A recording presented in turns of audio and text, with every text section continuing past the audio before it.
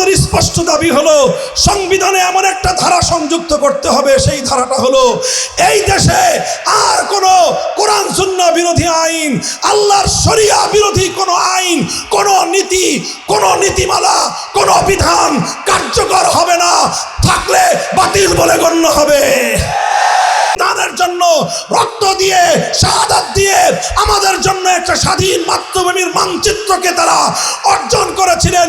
সেই মানচিত্র আর কতকাল ব্রিটিশ প্রবর্তিত কুফরি শাসন দ্বারা, ব্রিটিশ প্রবর্তিত মানব রচিত কুফরি আইনের দ্বারা, ধর্মনিরপেক্ষতার মতো কুফরি সংবিধান দ্বারা আর কতদিন চলবে আপনারা চান? বলেন, আর কতদিন চালাতে চান? যে বাংলাদেশে 5ই আগস্টের বিপ্লব হয়েছে, যেই বাংলাদেশে আবু সাঈদরা অকাতরে জীবন দিয়েছে, যে বাংলাদেশের জন্য মীর মুগ্ধরা রক্ত দিয়েছে, যেই বাংলাদেশের বিপ্লবের 1 ঘন্টায় টেকনাফ থেকে তেতুলিয়া গোটা বাংলাদেশের সমস্ত মুসলিম স্থাপনা থেকে সমস্ত মূর্তি ভেঙে গুড়িয়ে দেওয়া হয়েছে, সেই বাংলাদেশের 5ই আগস্টের বিপ্লবের পর আমরা একটা জিনিস চাই, যেটা চেয়েছিল আমাদের বাপদাদারা, যেটার জন্য আমার পূর্বপুরুষরা বালাকোটের রণাঙ্গনে জীবন দিয়েছিল, যেটার জন্য 1857 সালে শামেলির রণাঙ্গনে আমাদের পূর্বপুরুষরা জীবন দিয়েছিল, যেটার জন্য 1947 সালে অসংখ্য মা বোন, অসংখ্য পিতা মাতা তারা তাদের সম্ভ্রম হারিয়েছে, তাদের সম্পদ হারিয়েছে, কলিজার টুকরা সন্তান হারিয়েছে, অনেক কিছু হারিয়ে মুসলমানদের জন্য আলাদা ভূখণ্ড পেয়েছিলাম। আমরা চাই সেই মুসলিম ভূখণ্ডে, সেই মুসলমানদের দেশে এমন একটা আইন অন্তত সংবিধানে সংযুক্ত হোক, যেই আইনের কারণে আর আমাদের মুসলমানদেরকে ইচ্ছা অনিচ্ছায় ইসলাম বিরোধী কুফরি কোনো কাজের সঙ্গে সম্পৃক্ত হতে হয় না। কথা বলেন, প্রয়োজন আছে না নাই? এই জন্য একটা আইন, শুধু ছোট্ট একটা কথা বলবো, ভাষা যেটাই হোক, আমাদের স্পষ্ট দাবি হলো সংবিধানে এমন একটা ধারা সংযুক্ত করতে হবে, সেই ধারাটা হলো এই দেশে আর কোনো কোরআন সুন্নাহ বিরোধী আইন, আল্লাহর শরিয়া বিরোধী কোনো আইন, কোনো নীতি, কোনো নীতিমালা, কোনো বিধান কার্যকর হবে না, থাকলে বাতিল বলে গণ্য হবে। এক সংসদ আইন পাশ করতে পারবে, কিন্তু আল্লাহর বিরুদ্ধে আইন পাশ করবার কোনো অধিকার কোনো মাখলুকের নাই। যেই মাখলুক আল্লাহর বিরুদ্ধে আইন পাশ করবে সেই মাখলুক হলো তাগুত। সেই তাগুতকে যারা বিশ্বাস করবে তারা সব মুশরিক এবং বেঈমান। মুহতারাম হাজিরিন, আইন করবেন চূড়ান্তভাবে একমাত্র কে? যারা এক আল্লাহর আইন মানবে তাদেরকে বলা হয় একত্ববাদী ঈমানদার। আল্লাহর আইনের বিরুদ্ধে যারা আইন করবে তাদেরকে বলা হয় তাগুত। তাগুতের আইন যারা মানবে তাদেরকে বলা হয় মুশরিক। এমন একটা ক্ষোভ এবং রাগ নিয়ে আল্লাহ বলতেছেন যে আলাম তারা, তোমরা কি লক্ষ্য করেছো যে কিছু মানুষ এমন আছে ইয়াজুমুনা আন্নাহুম আমানু, তারা দাবি করে যে তারা নাকি ঈমানদার, তারা দাবি করে তারা নাকি ঈমানদার, অথচ ইউরিদুনা আইয়াতাহাকামু ইলাত তাগুত, ঈমানদার পরিচয় দেয় অথচ তারা তাগুতের কাছে বিচার চায়। আল্লাহ বলতেছেন নিজেদেরকে ঈমানদার বলে পরিচয় দেয়, আবার তাগুতের সিদ্ধান্ত মানে। অর্থাৎ কোরআনের অর্থ হলো যে ব্যক্তি ঈমানদার হবে সে কোশ্চিনকালেও তাগুতের কাছে বিচার চাইতে পারে না, তাগুতকে বিশ্বাস করতে পারে না। যে তাগুতকে বিশ্বাস করবে সে ঈমানদার হতে পারে না। এটা হলো আলো আর অন্ধকারের মতো। যেখানে আলো থাকে সেই একই জায়গায় অন্ধকার হতে পারে? আর যদি অন্ধকার থাকে আলো হতে পারে? একই সময়ে রাত আর দিন একত্রিত হতে পারে?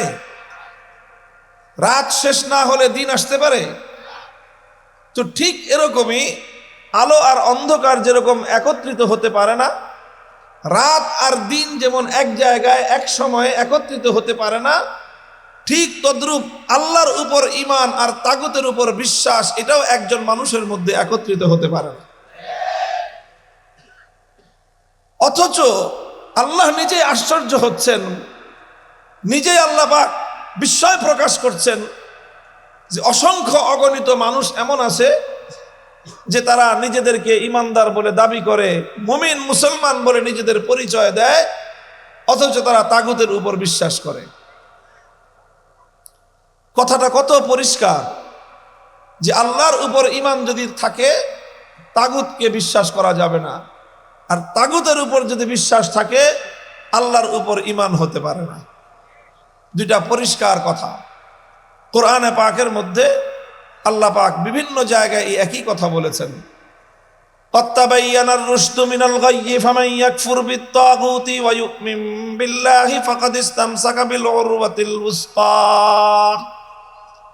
আল্লাহ বলেন যে তাবায়ানার রুশদু মিনাল গায়য়ি, কোনটা হেদায়েত আর কোনটা গোমরাহি। এই আপনি আর ড্রোন উড়াবেন না, বন্ধ। কোনটা হেদায়েত কোনটা গোমরাহি, কোনটা সঠিক পথ কোনটা ভুল পথ, তাবায়ানা, দিবালোকের ন্যায় পরিষ্কার। ফামান ইয়াকফুর বিত-তাগুত ওয়া ইউমিন বিল্লাহ, যে তাগুতকে অস্বীকার করবে আর আল্লাহর উপর ঈমান আনবে সে ব্যক্তি কেবলমাত্র মুক্তি পাবে। কথা পরিষ্কার। অন্য আরেক জায়গায় আল্লাহ বলেন, আল্লাযীনা আমানু ইউকাতিলুনা ফী সাবিলিল্লাহ ওয়াল্লাযীনা কাফারু ইউকাতিলুনা ফী সাবিলিত তাগুত। যারা ঈমানদার তারা লড়াই করে আল্লাহর পথে, যারা বেঈমান তারা লড়াই করে তাগুতের পথে। হক আর বাতিলের লড়াই তো চলছে এবং চলবে, কোনোদিন হক আর বাতিলে আপোষ হতে পারে না। হক এবং বাতিলে কোনোদিন লড়াই থামতে পারে না। সুতরাং যতদিন পৃথিবী আছে ততদিন হক বাতিলের লড়াই আছে। একদিকে আল্লাহর পথের পথিকরা আল্লাহর জন্য লড়বে, আরেক দিকে তাগুতের পথের পথিকরা তাগুতের পথে লড়বে। এই লড়াই চলছে, কিয়ামত পর্যন্ত চলবে। কথাগুলো কোরআনে পাকের এক একটা আয়াত একেবারে জলজল করতেছে কোরআনে পাকের মধ্যে। আপনারা হয়তো এতক্ষণ পর্যন্ত আমার কথা শুনে মনে করতেছেন যে তাগুতটা কি জিনিস। এটাই তো কথা।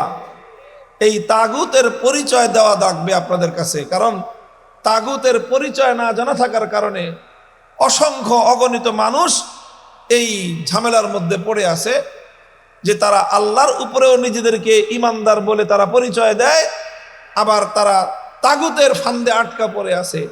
অথচ একজন ব্যক্তি আল্লাহর উপর ঈমান থাকলে তাগুতের উপর তার বিশ্বাস থাকতে পারে না।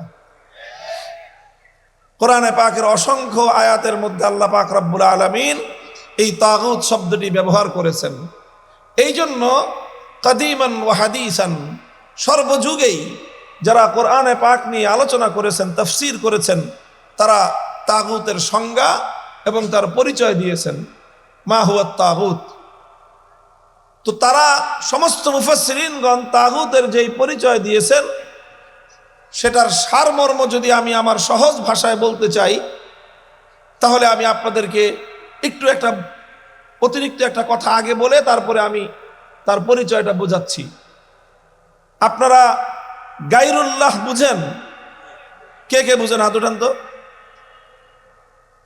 সবাই উঠান নাই? হ্যাঁ ঠিক আছে, বসেন, নামা হাত নামান। গায়রুল্লাহ মানে হলো এই মহাবিশ্বের মধ্যে আল্লাহ কয়জন? এক আল্লাহ ছাড়া বাকি যা কিছু আছে সব হলো গায়রুল্লাহ। আল্লাহ ছাড়া যা আছে সব কি? এবার হাত তুলেন কে কে গায়রুল্লাহ বুঝছেন? পুরা মজমা, মাশাআল্লাহ, বসেন, হ্যাঁ হাত নামান। তো গায়রুল্লাহ তো বোঝা গেল। গায়রুল্লাহ কি? গায়রুল্লাহ মানে কি? আল্লাহ ছাড়া। গায়রুল্লাহ মানে আল্লাহ ছাড়া যা আছে সব কি? আসমান কি? জমিন কি? মানুষ কি? জিন ফেরেশতা সব কি? নবী ওলি দরবেশ যা আছে সব কি?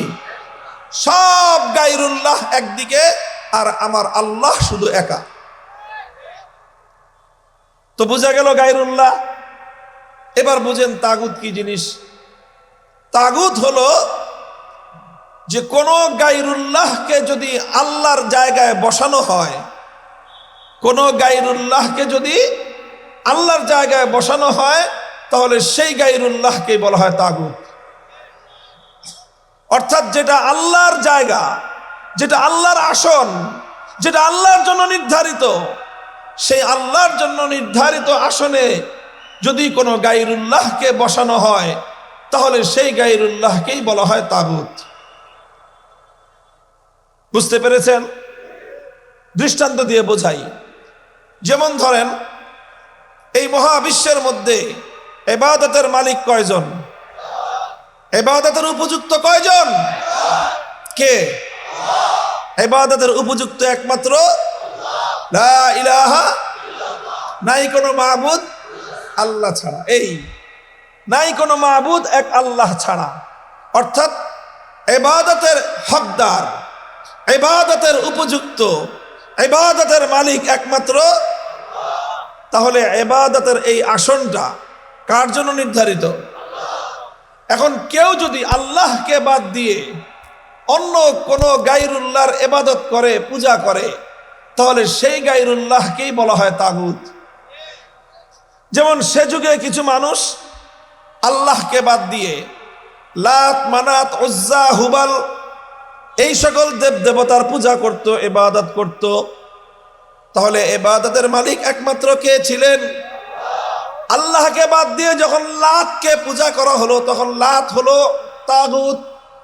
আল্লাহকে বাদ দিয়ে যখন মানাত, উজ্জা অথবা হুবালের পূজা করা হলো, তখন এই লাত, মানাত, উজ্জা, হুবাল এই সমস্ত দেবতাগুলোকে বলা হয় তাগুত। বর্তমান যুগে লাত, মানাত, উজ্জা, হুবাল নাই। এখন মানুষ পূজা করে দুর্গা দেবতার, এখন মানুষ পূজা করে সরস্বতী, কালী ইত্যাদি নামক বিভিন্ন দেবতার। তো ইবাদতের একমাত্র মালিক কে? আল্লাহকে বাদ দিয়ে যখন মানুষ দুর্গার পূজা করলো, তখন দুর্গাকে বলা হয় তাগুত। আল্লাহকে বাদ দিয়ে যখন মানুষ যখন কালী, সরস্বতী ইত্যাদি মূর্তিগুলোর পূজা করে, তখন সেই সকল মূর্তিগুলোকে বলা হয় তাগুত। বুঝা গেল? কথা বুঝতেছেন আপনারা? জবাব দিয়েন। বুঝার জন্য বলতেছি, শোনার জন্য বলতেছি না। এই কথা বুঝতেই হবে আজকে মুসলমানদেরকে। না বুঝলে উপায় নাই, মুক্তির উপায় নাই।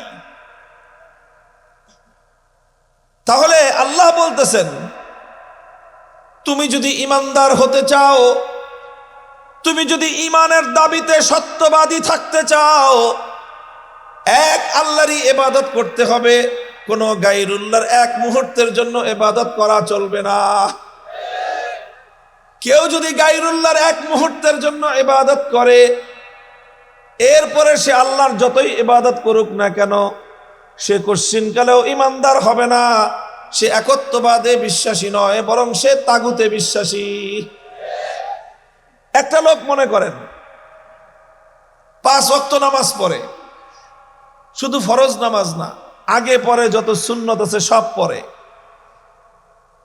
6 রাকাত আওয়াবিনের নামাজ পড়ে, 8 রাকাত তাহাজ্জুদের নামাজ পড়ে, 4 রাকাত ইশরাকের নামাজ পড়ে, 4 রাকাত চাশতের নামাজ পড়ে, 2 রাকাত জাওয়ালের নামাজ পড়ে, যত রকম নফল নামাজ আছে সব পড়ে। 23 ঘন্টা 55 মিনিট সে শুধু আল্লাহর ইবাদত করে, আর 5 মিনিট দুর্গার পূজা করে। এবার বলেন, এই লোকটা ইমানদার না বেঈমান? সন্দেহ আছে কারো কোনো? এই লোকরে বেঈমান বলার জন্য কোনো মুফতি সাহেবের দরকার আছে? এই লোকরে বেঈমান ফতোয়া দেওয়ার জন্য আপনারাই যথেষ্ট।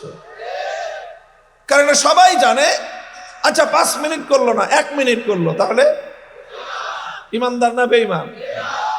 তাহলে 23 ঘন্টা 59 মিনিট শুধু আল্লাহর ইবাদত করলো, আর প্রতিদিন 1 মিনিট করে দুর্গার অথবা কালীর অথবা সরস্বতীর অথবা অন্য কোনো দেবতার অথবা চন্দ্রের অথবা সূর্যের অথবা আগুনের পূজা করে, ইমানদার না বেঈমান? এটাই আল্লাহ বলেছেন। আল্লাহ এটাই বলেছেন যে আমারও ইবাদত করবা, আবার তাগুতেরও পূজা করবা, এই দুটো কোনোদিন একসাথে হতে পারে না। তাহলে আমি তাগুতের কি পরিচয় দিয়েছি? যে আল্লাহর স্থানে যদি গায়রুল্লাহকে বসানো হয় সেই গায়রুল্লাহকে বলা হয় তাগুত। যেমন ইবাদতের উপযুক্ত একমাত্র কে? এটাকে বলা হয় আল্লাহর একত্ববাদ। কি বলা হয়? আল্লাহর একত্ববাদ। আরবি শব্দ হলো তাওহীদ। তাওহীদ, তাওহীদ মানে একত্ববাদ। এটাকে বলা হয় তাওহীদ ফিল ইবাদাহ। ইবাদতের মধ্যে আল্লাহর একত্ববাদকে না মানলে একজন মানুষ যত ইবাদত করুক, যত নামাজ পড়ুক, যতবার হজ করুক, যত কোটি টাকা দান সদকা করুক, সে ইমানদার না বেঈমান?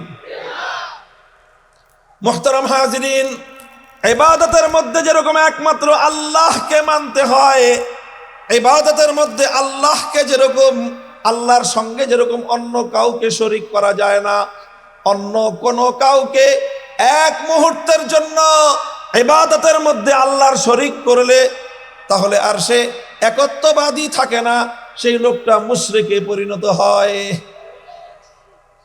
কারণ সে মুশরিক কেন?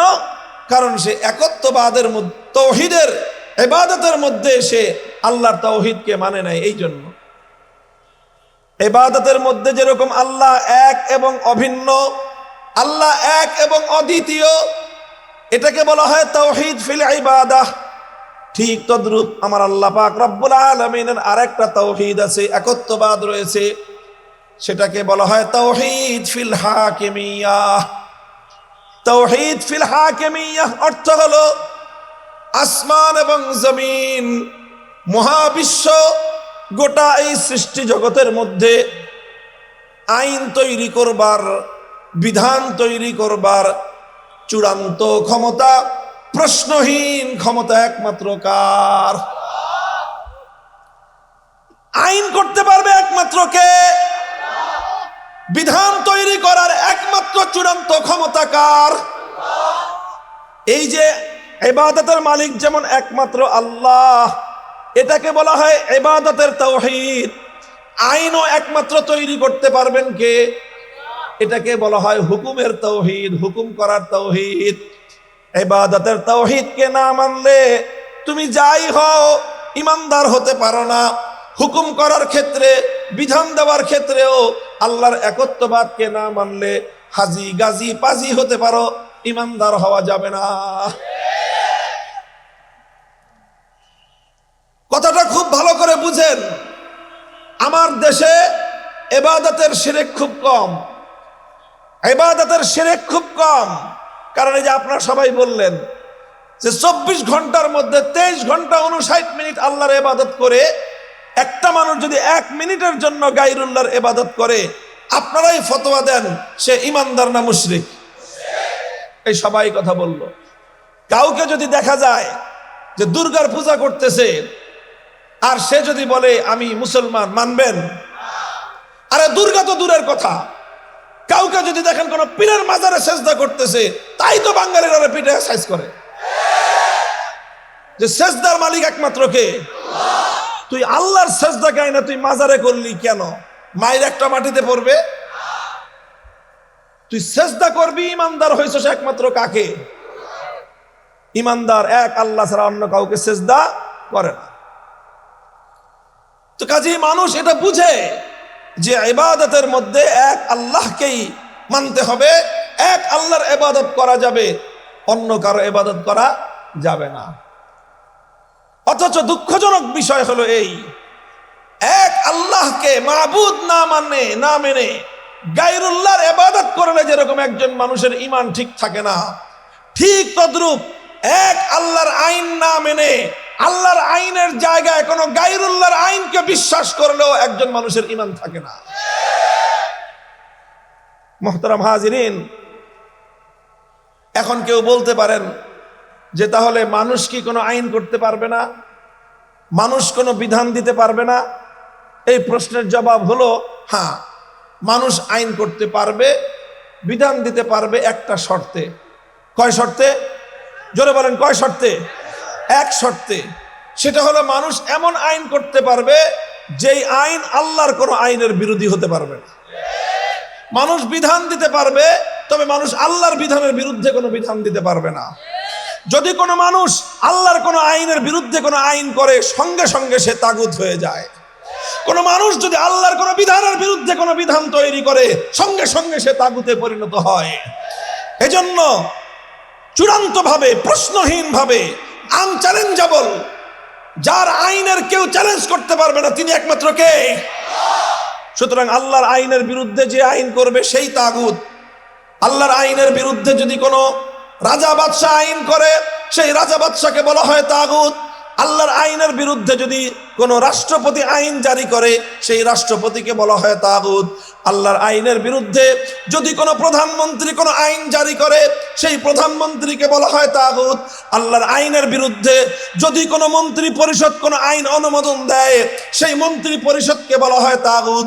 আল্লাহর আইনের বিরুদ্ধে যদি কোনো আদালত, কোনো বিচারপতি, কোনো বিচারালয় যদি কোনো আইন দেয় তাহলে সেই বিচারপতি আর বিচারালয়কে বলা হয় তাগুত। আল্লাহর আইনের বিরুদ্ধে যদি কোনো আইন পরিষদ, কোনো সংসদ যদি কোনো আইন পাশ করে সেই গোটা সংসদকেই বলা হয় তাগুত। এখানে কথার মধ্যে কোনো অস্পষ্টতা নাই।